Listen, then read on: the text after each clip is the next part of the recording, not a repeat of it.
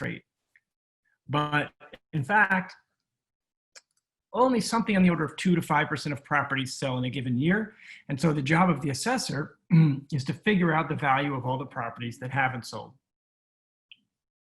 And the way the assessor does this is through some form of statistical model. We can talk more about that if you guys are interested in it. But essentially what the assessor is going to do is take all the properties that sold and try to relate the features of the property to their price in order to come up with a sort of a prediction algorithm of the homes that didn't sell. And so in a really simple sense, what the assessor is going to say is, well, if 2-bedroom condos of 1,200 square feet sell for $100,000, then I'm going to look at a bunch of 2-bedroom condos of 1,200 square feet that haven't sold, and I'm going to assume that they must be worth about the same amount. They can do that in a more or less fancy way, but that's essentially the enterprise.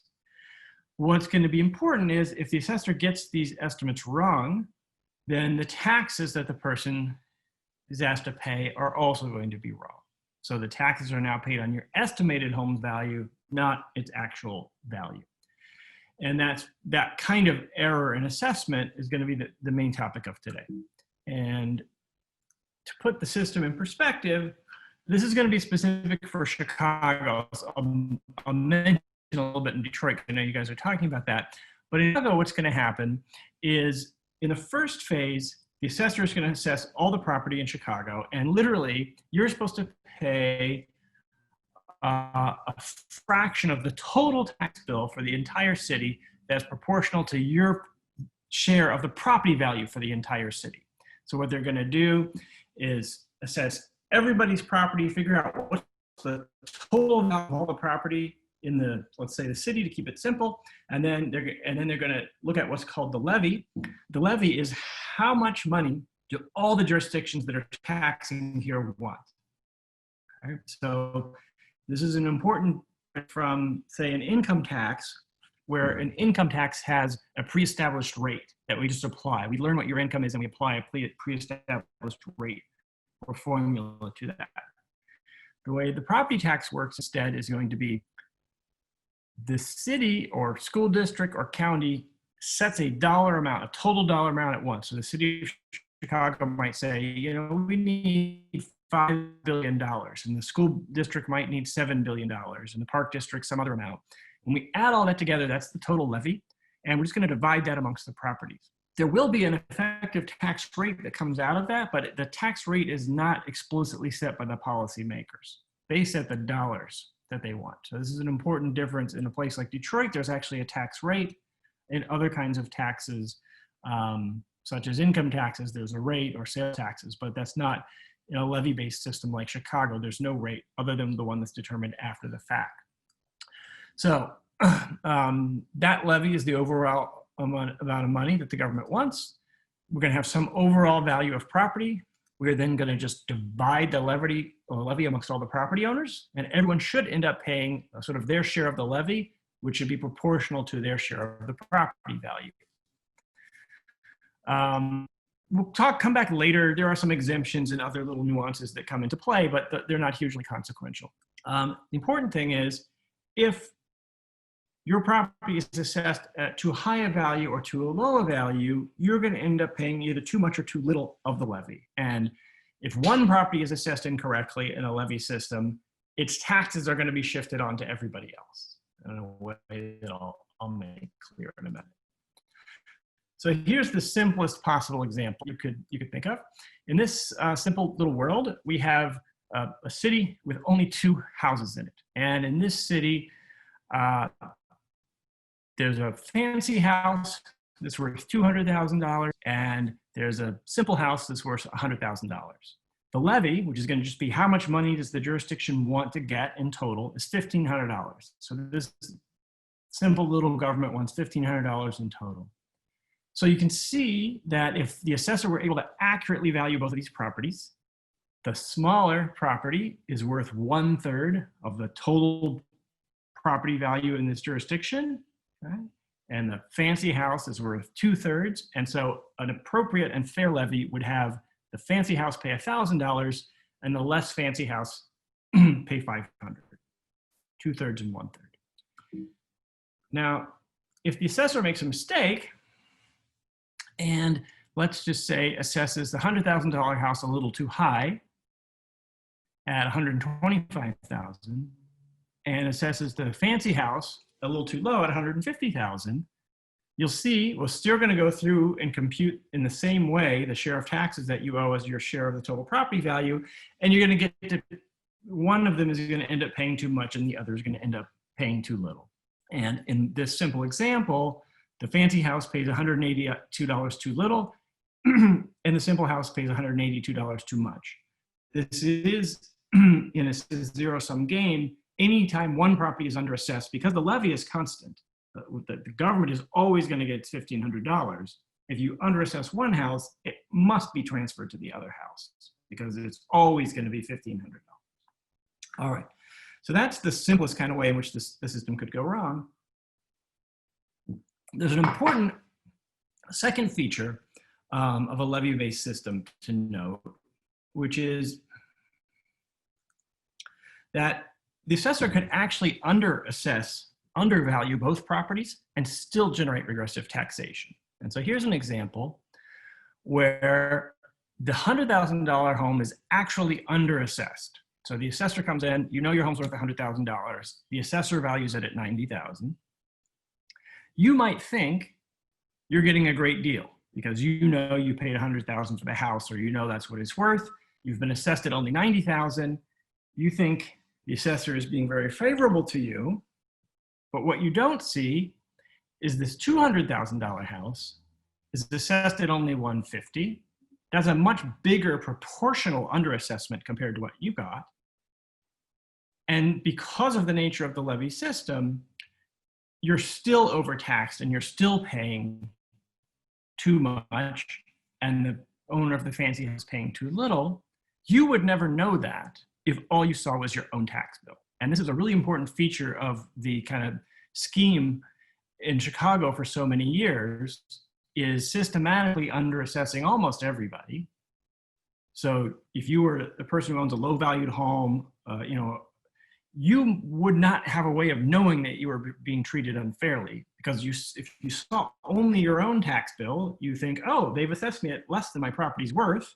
This is great. You don't know that the person who owns the $1 million home on the other side of town is being underassessed by much more than you are, and you're still ending up paying that person's taxes and paying a tax rate that's too high. All right, so that's just a little primer on how the mechanics of the system operate, but it's already you can see where regressivity can come into play, and how it can be even kind of hard to detect, certainly for an individual homeowner. The only way you would really know this was a systematic problem is if you were able to look at all the homes at once. Okay, so that's just sort of conceptual. Feel free to interrupt me or stop me if you want to ask any kind of clarifying questions about that. I'm going to switch to talking now about Cook County. Okay, so the way that people study these issues is through something called a sales ratio study. And a sales ratio study is essentially one that's going to do exactly what I just did for those two homes, but do it for all the homes. And what we're going to do is for every home, we're going to compute the ratio of the assessed value to the sale price. So I gave a couple examples for those two homes before, but now I'm going to do that for Cook County, for example. I'm going to do that for every home. Now, importantly, I can only do this for homes that have sold. That's why it's a sales ratio study. And the key idea is that when a home sells, we actually get to see what its true value is, and then we can compare that to what the assessor was saying the value is, and we can see if the assessor was right. Now, we don't expect the assessor to be perfect, and so for any given home, the assessed value may not be exactly equal to its sale price. That's not per se a huge problem, as long as it's unbiased. And so an example of an unbiased system is one, if you look at the orange line in my graph, the average assessed value is 1 across the whole range of home values. Okay, so on the low end, the average is 1. On the high end, the average is 1. For any individual home, it may not be exactly 1, but it's 1 on average. That would be an unbiased system, though it may not be perfect for every single home. However, when there's a systematic and declining relationship between the sales ratio and the price, and this would be the blue line here, that's evidence of regressivity. And so what the blue line is showing you is an example where low valued homes are systematically assessed at a higher rate of their compared to their true value than our high priced homes. So the blue line is downward sloping, and that's the pattern that we look for to detect regressivity. This is a simple sort of graphical way of looking at the question. There are lots of statistical counterparts to this, to trying to look at this kind of relationship statistically that we can talk about if people are interested in that. But for now, I think if you just have the conceptual picture, that's going to be good enough. When low-priced homes are assessed at a higher rate compared to their true value, the high-priced homes are, the system is regressive, and the result is going to be the shifting of taxes from high-priced homes to low-priced homes. Okay. So let's move now from the conceptual world to the real world. So this is what the system actually looks like in Cook County. And what you'll see here, so first of all, how am I conveying the data? This is what's referred to as a bin scatter plot. It's a really simple and intuitive way to understand a pattern in a very large amount of data. So the way to think about it is I've taken all the homes that sold, and I divide them into a series of bins, or just equal-sized groups based on their price. In this case, there are 20 bins. Since there's 20 bins, it means the top one, the one all the way to the right, is the top 5% of homes. So I've divided the homes into 20 equally sized groups. The top one has to be 5% of the data. So that's the top 5% of homes. And the dot is just going to tell you for that top 5%, that's the 5% of the most valuable homes, what was their average sales ratio? So what was the average ratio of the assessed value to the price? And what you can see is for the people at the top, and in Cook County, the average of that top 5% is somewhere between $1.5 and $2 million. Right? They're being assessed, and if you go over to the y-axis, the average sales ratio is about 65%. So if you were in the top 5% of people owning one of these $1.5 to $2 million homes, you're being assessed at about 65% of your home's value. If we go all the way to the other end of that line, to the very first dot, that's going to be the bottom 5% of people. And what are the bottom 5% of people being assessed at? They're being assessed at, on average, about 120% of their homes value. And the ratio between those two is really quite large. And so you can see that effectively the people at the bottom are paying about 2 times, twice as high tax rate as the people at the top. And again, if you were a person at the very bottom, you might see you're being overassessed by 20%. Okay, because you were assessed at 120% of your value. But unless you know that the people at the top are being assessed at only 65%, you wouldn't understand the extreme degree to which you've been overpacked, that you're in fact paying twice as much in taxes as you should. The other thing you can see in this graph is that most of the dots, that is, most of the data, are below 1. That is, oops, sorry, let me go back to that one. As I said, the assessor is systematically undertaxing most people, or underassessing most people. So most people will never even detect that they've been taken advantage of by this system. Okay, so this is what's actually going on in Cook County, a hugely regressive tax system where people at the top are paying about half the effective tax rate of the people at the bottom. This is a very regressive tax. And again, according to law and according to the design and economics of the tax, we should see the data going along the orange line, with being 1 everywhere. Now, why do we care about the assessment is, of course, because the assessments are the basis for the tax. And so the next slide, and you'll note that they look very similar, the next slide is just showing you the actual tax rate as opposed to the assessed value. And you can see, again, a pretty similar pattern where people at the top are paying a little bit less than 1% of their home's value in taxes each year. But people at the bottom are paying about 1.7, or about 70% more. Okay.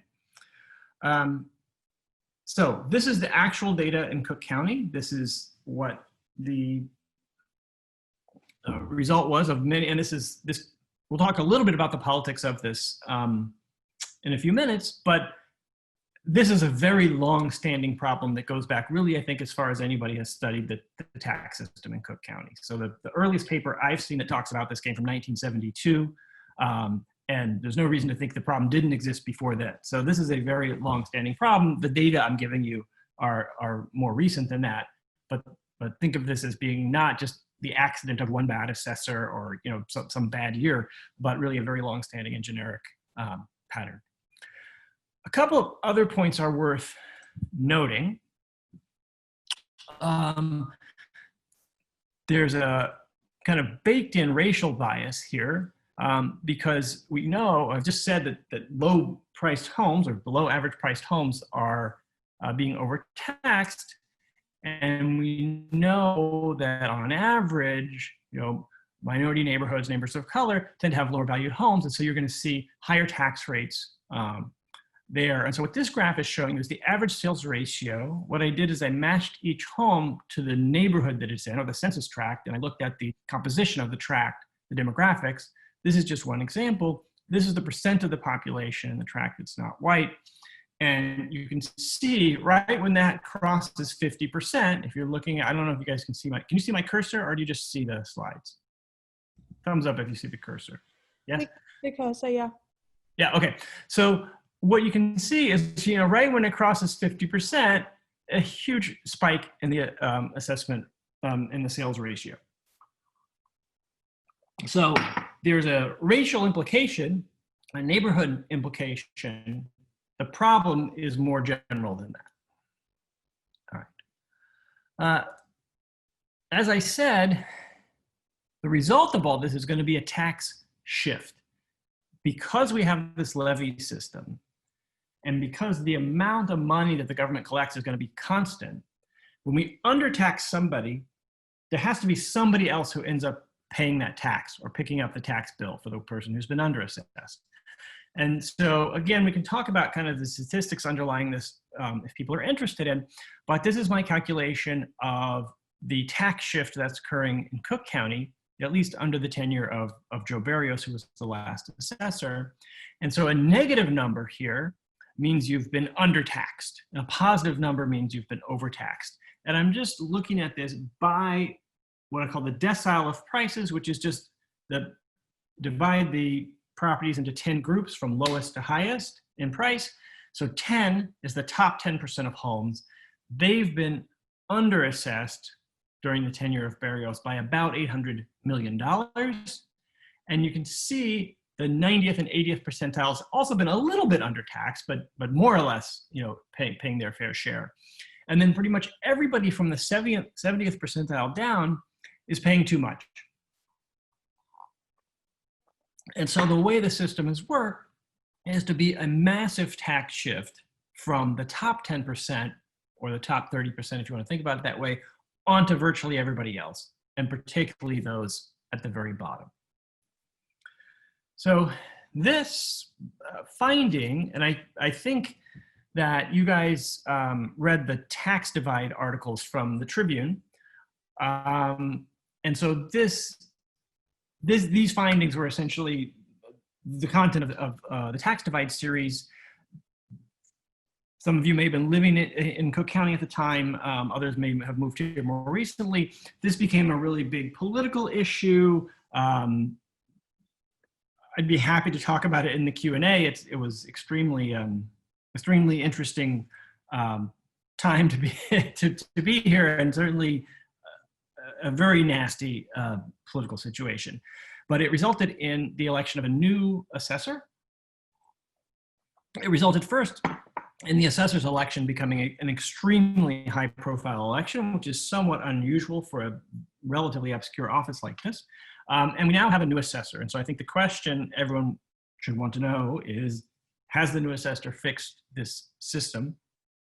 The answer is, it's too soon to tell. And partly that is because of the way the law stipulates that property be assessed in Illinois, but essentially the assessor reassesses 1/3 of the county every year, which means any particular part of the county will only be reassessed once every 3 years. And the part of the county where there's the biggest problem which is in the city and on the south side, hasn't been reassessed yet. Just due to the reassessment calendar, the first place the assessor has reassessed is the north side, where there really wasn't much of a problem to begin with. And so we can't say much as yet from data about whether the assessor has fixed the system. We can say, excuse me, that, at least I would say, the assessor is saying all the right things, seems genuinely motivated to fix the system. I think he has hired good people to fix the system. I'm biased because one of my former students is now the head of the data division. But I think they're putting things in place to fix the system, but it's way too early to say whether that's actually happened yet. So that's what I wanted to say about Cook County. I'm going to turn to the national picture, though, as I said, feel free to stop me at any time with clarifying questions, but I'll finish up relatively soon so we can spend a good part of our time just chatting. Okay, so the national picture.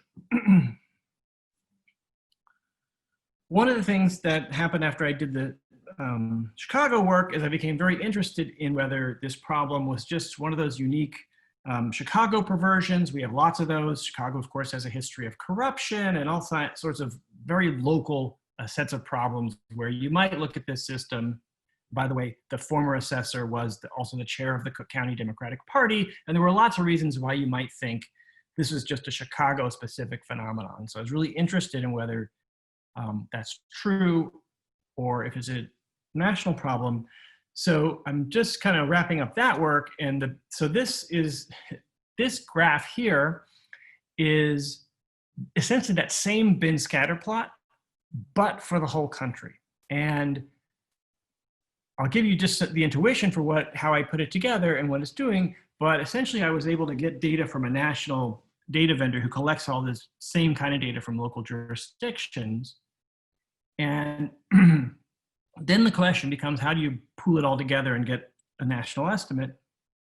And so what I did is for every property, so this very simple looking graph is actually representing about 40 million property sales. And I divided it into deciles, so that's 10 groups. For every property, I computed what is it standing within its own county in terms of sale price and then in terms of its assessment ratio. So for example, all the way to the right, the average property there is, the numbers 2 and 3 means 2 to 3 times the average price in its own county. So if you lived in a county where the average price was $500,000, you had a home that was $1 million, you'd be a 2, so on. Similarly, for the sales ratio, if the average sales ratio in your county were 10% and you were assessed at 20%, you'd be a 2, and so on. You get the idea. So this is distilling all that nationwide information into this one graph. And what you can see is that it's, again, the downward sloping line, which is the consistent evidence of regressive. This is quite regressive. It's not as extreme as Chicago. Remember that in Chicago at the top, so all the way to the right, in Chicago, they were only being assessed at about 65% of their value. Here it's more like 85%. And at the top, still about 120%. So still quite regressive. And what that's telling you is that nationally, on average, property taxes are regressive. And in fact, they're regressive in most counties. And I gave you a website here, a link, which is the website that I put together that tracks this information for the whole country. And if you go there, one of the things you can do is download reports very much with the same kind of information I've been showing you, but you can get those reports for almost any county in the country. And you go to the website, you click interactive reports, and then you can select the location you want to know about. We can, if we have time at the end, I can take you to the site and kind of show you how to use it, but I think it's pretty straightforward. This is kind of what the national picture looks like. The gray areas are where we don't have a lot of data. I'll skip over that because the one thing that I wanted to get us to is, why is there so much regressivity? So I've told you what the consequences are. I've told you a little bit about how assessment works, but I haven't said, why should there be this very pervasive nationwide pattern of property tax regressivity? And I'm going to close by talking about what I think are the leading explanations, and hopefully this can be something we chat about. There's first, I think, two broad categories of explanation. The first is actual problems in assessment, that is flaws in the practice and implementation of property tax assessment. And those fall into two categories, what I'll call data limitations and modeling limitations. So data limitations have to do with all the kinds of data that buyers and sellers have, all the information that buyers and sellers have about a property that the assessor doesn't have. And there are lots. And just to give an example, the assessor generally does not get to go inside a person's home and examine the interior features. So they might not know if one home has a fancy new kitchen and bath and the other one is very run down inside. They wouldn't know that. And why this is consequential is, as I said, the assessor is going to value your property at essentially the average for other properties that are like it. The assessor only knows what properties are like yours based on the variables that the assessor has. And so what's going to happen is that any property that's worth less than you'd think based on its observable features is going to be overassessed. And any property that's worth more than you'd think based on its observable features is going to be underassessed. And that's going to generate that regressivity purely because of the lack of data to fully know the value of the home. And I think that's the most important problem. And I think fundamentally that's a problem that it will be very, very, very hard to solve. Now, second category of assessing problems would be modeling limitations for the data the assessor does have. So there's the data the assessor doesn't have. There's nothing the assessor can do about that. If it doesn't have the variable in the data, there's no way to really take that into account. There are lots of mistakes the assessor can make, even with the data that he or she does have available. So for instance, it's really important, we all know the aphorism that in real estate, location, location, location is the most important thing. The assessor needs to model those locational factors really well, which is to say price variation across neighborhoods. And the assessors are often very bad at that. They often use very outdated definitions of what neighborhoods are, don't account for small area variation within the city and prices. And so even when they have the data, they could have done a better job. They often don't. Similarly, for time, they have to model trends over time well. And if they don't, they could end up making mistakes. And this would particularly be a problem, say, if one part of the city is trending downward and another part of the city is trending upward, and the assessor only has one sort of time trend for the whole city, that will result in regressivity. We can talk about those, some more technical statistical issues. The other category of problems is actual policy choices. That is, we've made policies or designed a system that bakes in some aspect of regressivity. And these are examples of what I think are the leading kind of policy choices, but there may be others. One is that it's been very common to have assessment caps. That is, a lot of jurisdictions are trying to protect people, and there may be good motivations behind this policy.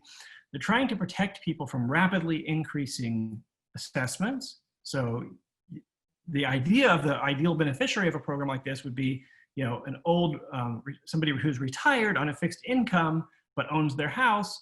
And if the values in their neighborhood start jumping up, they could be priced out of their home just due to the taxes, if the taxes rose as much as the market was rising. And so a lot of jurisdictions pass assessment growth caps, which just prevent assessments from rising more than some amount per year. Maybe they prevent you from rising more than 5% a year, would be a common limitation. But that can also generate regressivity. If the fastest growing parts of town are also have above average priced homes, and the law prevents the assessor from raising their assessed values to keep up with the true market appreciation, that's going to generate regressivity over time. Property classification is another one. Some jurisdictions tax different types of residential property differentially. So for instance, condominiums might be taxed on a different basis from single family homes, for instance. And that can result in regressivity. That a lot of people are complaining about that in New York. We can talk about that to the extent that people are interested. Property tax appeals are another issue. Just got a lot of attention in Chicago, although I don't think it's by in any means the root cause of regressivity in Chicago. One of the things we know is that virtually every jurisdiction grants people the right to appeal if they believe their assessment is unfair. But the people who tend to appeal are those that own the highest valued homes. And if they appeal and get reductions and nobody else does, that also will generate regressivity. Then finally, under the policy choices, there's a category that I kind of glossed over initially of exemptions and abatements. And a lot of these are meant to have a progressive effect. So they're not meant to create regressivity. They're meant to, if anything, remedy regressivity. And this might be homestead exemptions, a very common one, which is to say, if you live in the home, you get a certain amount of its value exempted from taxation. However, in many cases, these exemptions are things that people have to proactively apply for. That is, first you have to know it exists, then you have to go through the work of applying for it. And so if there's bias in who applies for these things, this kind of policy tool that was meant to counteract regressivity could in fact reinforce it if there's bias in who takes it up. So I think I want to stop at this point and allow us to have a conversation, and then Chris, do you mind going over your website as well, just because a lot of them may be using it in their papers. Okay, and sure. also, Let me, yeah. I want others watching this to know how to use your website. Okay, so I'm going to stop sharing this screen, and then I'm going to share a different screen that can show the website. So give me a second to get it pulled up. Okay, so hopefully you all can see this. The URL is at the top there, so if you wanted to get to this website, you can travel there.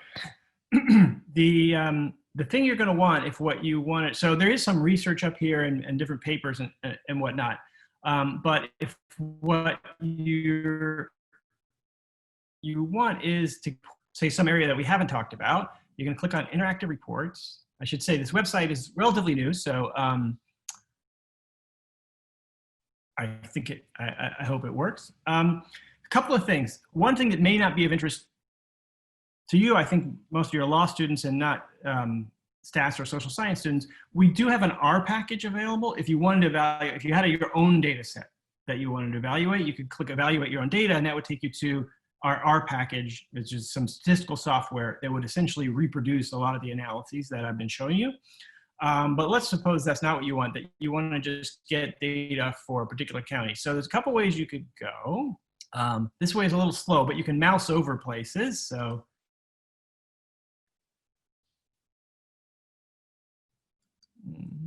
zoom in to some county. So I think we did, I've just been talking about Cook County, but suppose there was some other county that you want to know about. I don't really know. Let's just pick one. Let's pick Will County. It's going to get you this report, and I won't go through all of it, but you can see it's going to give you that same kind of graph that that I was showing you for Cook County with the sales ratio study. It's going to give you a bunch of other information on tax rates, and it's a pretty extensive report, and I haven't explained to you already every bit of, you'll get a map, an internal map about the distribution of the tax rates and the assessment ratios. There'll be some demographics here. So just as an example, we had this racial bias is something we had talked about. You can see some evidence of that here. These will all be standard parts of the report that you would get from any, by the way, did it switch? Did you guys see the report? I'm not always sure which screen gets shared. So anyway, you get that, and then what you can, another way to go if you didn't want to do the map is just go to our drop-down list and pick a county that you might be interested in. Just start typing in anything. I'm here. I just made one up. Bennington. Let's see, what do we want to know about Bennington? Okay, we don't have data for Bennington, Vermont. We don't have Colorado. Okay, so here's one we do. And then you can access the report, or you can get a PDF version to download. And all the reports are going to be the same. I mean, they're going to follow the same format. Obviously, the results will be different.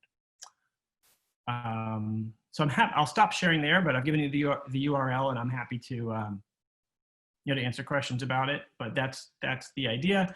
And we have the main limitation would be there. Again, we're buying data from CoreLogic, which is the national data vendor. And there are some counties that CoreLogic doesn't have. I would say the counties that they do have account for about 96% of the US population, which just means that the counties they don't have tend to be pretty rural counties where there's not a lot of data to be had anyway. So most of your more populated counties you will find on our site.